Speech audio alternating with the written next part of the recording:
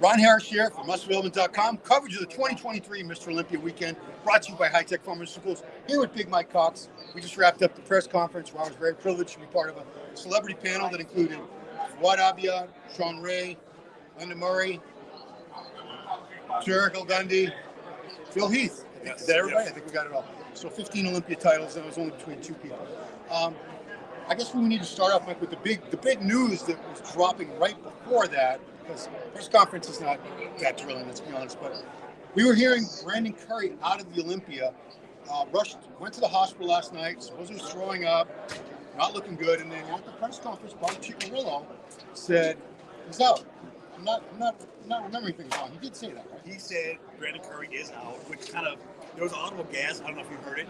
An audible gas from people around me, like, what's going on? But we don't have any details, right? So we just don't know what's going on. Hopefully he can compete. But, from the health aspect, it's about the health, right? You got to live for tomorrow. He's got kids. So I don't know if Dan will let him compete if he's not healthy or if he's in the hospital. But hopefully we'll find more things out, coming up the next 24, 48 hours. But it'll be a shame, man. Brandon on the stage, get a great shot at top 4, maybe even winning again. All this work going overseas, the sacrifices he made. So you hope for the best for the guy. I really want to see him stay in battle. Yeah. And I did see some text exchanges from his wife to, I'm not even sure if they were to Drow, somebody. And supposedly he's feeling fine, and they plan on doing the show still, but I don't think it's really up to them. It is up to the promoters. And, we've had some unfortunate things. A couple years ago, we lost George Peterson, the bird, here in his hotel room. Obviously, that was a different situation, but they have to be very, very conscious for the athlete's health also, but also to protect the image and the brand of the Olympia. That's important. You guys think, oh, well, who cares? But no, that's important. This is a contest that the sport is always under constant scrutiny. It already has a reputation of not being 100% healthy. So, but, like I said, Brandon Curry, he was like my dog. I thought it would be like a Rocky movie. This guy comes back and wins. Comes back and wins, knocks retirement, drops the mic, walks off stage. I think that's all of our dreams for Brandon, because he's such a good guy. He came so far from where he was. Remember when somebody suggested he going on a 212 on the boards? Yeah, go to Kuwait, goes overseas, comes back to this new Brandon. But he's a fan favorite. It's not worth it. Right? We've seen a lot of illness and death in the past few years in our sport. And you don't know what's going to happen. You don't want to take that chance. It's not, yes, it's a sacrifice. He spent a lot of money, time, away from his family, but at the end of the day, you're dead first. You know what I mean? Like, family comes first. But listen, the selfish meathead in me, I want to see Brandon Curry on stage. Of course. And you know what? As of right now, I don't think anything's set in stone. They might let him compete if he got a clean bill of health. If it was just food poisoning, and the doctors will attest to that, then they'll say, okay, that's not something, we're risking his life by letting him get on stage, which they would never do. So, press conference itself, I don't know, what stood out to you? Was there anything particularly thrilling, or anything that you learned, or what was a highlight for you? Because it went on for 2 hours, for God's sake. Listen, this is the Mr. Olympia. I get excited for the meatheads, the big dudes, the open men. Just seeing a glimpse of Samson, Hadi, and Derek. But I think, for me, Samson, his humility, he truly seems like he appreciates this moment. But he was going to push up to the hotel in Korea a couple of years ago. Right. He was working a construction job, and we've seen his progress, we've seen his transformation. I see him on Facebook. He responds to my Facebook comments. Oh, wow. He's a nice guy. You can't help but root for him. And he just, man, even said the same thing. He's such a humble guy. I'm pulling for Samson, but I'm just so happy to see open men's bodybuilding. Sean Clarita and Keon. I kind of wish Karen might have been up there too.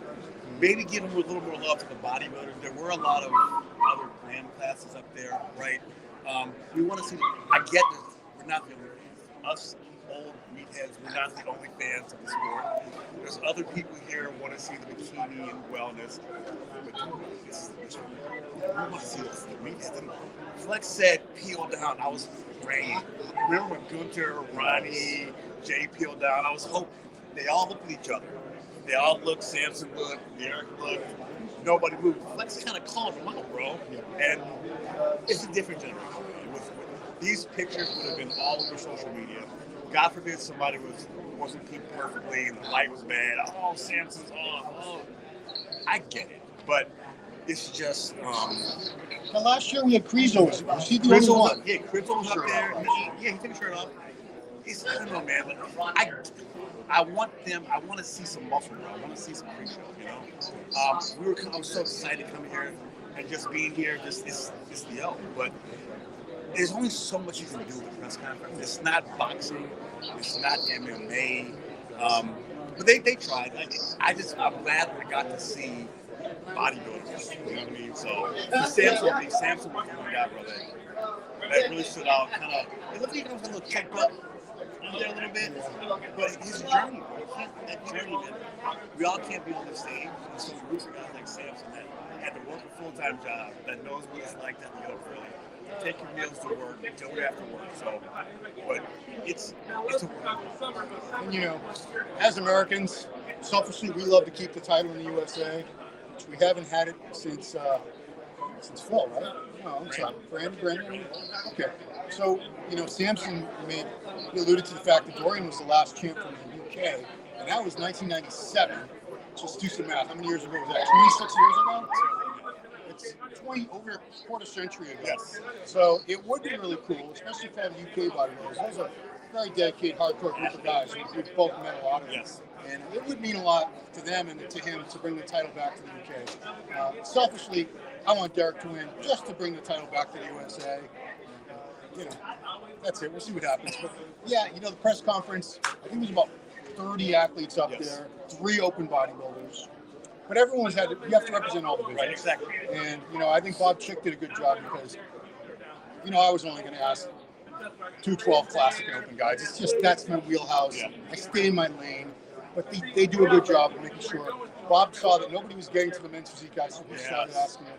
And then he saw no one was getting to women's bikini, and he had Linda address them. Right. So I think they did a really good job. We tried to include, I think a couple people didn't get to answer any questions at all, but that's how it is. It happened. It happened. It's a big shout out to Anna Gal, Ohio girl, Toledo, Ohio. Second pro from Toledo. Jim Mommy was the first one. Really happy for her. Say she beat Andrea. I don't know. Roddy lost to strength. Anything's possible, but it's a good atmosphere. You know, like we're here, we're ready to get things rolling. It's the one last thing we'll talk about. Nick Walker had to drop out, which was very, very unfortunate. You know, whether you're a Nick Walker fan or whether you think he's an arrogant punk, wherever you stand on that scale of Nick Walker fandom, you have to feel for the guy. He was prepped. He was ready to go. I think this accident happened maybe a week ago, and you could see, I saw on Instagram, he was trying everything, all kinds of deep tissue and all weird techniques, trying, and that leg looked like crap, like it had been run over by a truck. Third place last year, second to Arnold. I don't know where he would have been this year. He could have done anywhere from second to sixth or something. Who knows? But we'll never know now. But, you know, you got to feel for the guy. Nick loves bodybuilding. Nick eats, sleeps, traps bodybuilding, right? His confidence level is high. He believes in himself. And to get hurt, like the worst thing ever, I would ever think of he put so much time and the amount of money he spent, sacrifice, and hours.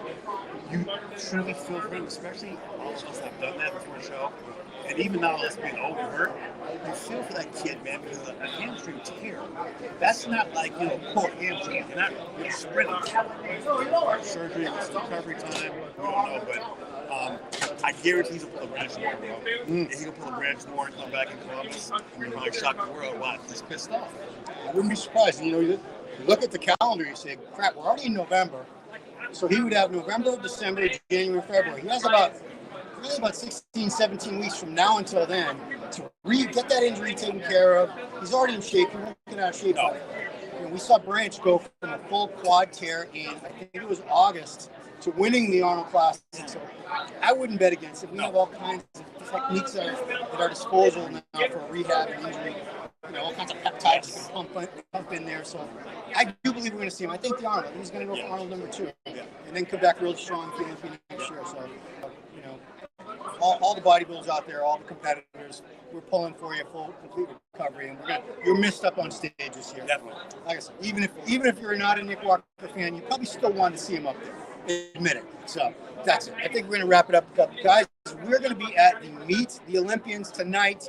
I have VIP tickets, so I think you can at 7 rather than 8. So starting at 7 o'clock, we'll be doing live interviews with as many of the champions as we can. It's going to be myself and Jose Raymond going around. We're going to have a good time. That's going to be live. So set your notifications on YouTube and on your phones. We're going to be cranking out those interviews tonight, guys. And, of course, the next couple of days, it's going to be all about the contest itself. Wrap-ups after the judging and finals for both days. So stay here, right here on musculardevelopment.com. Coverage of the 2022 Olympia brought to you by High Tech Pharmaceuticals. Thanks for watching.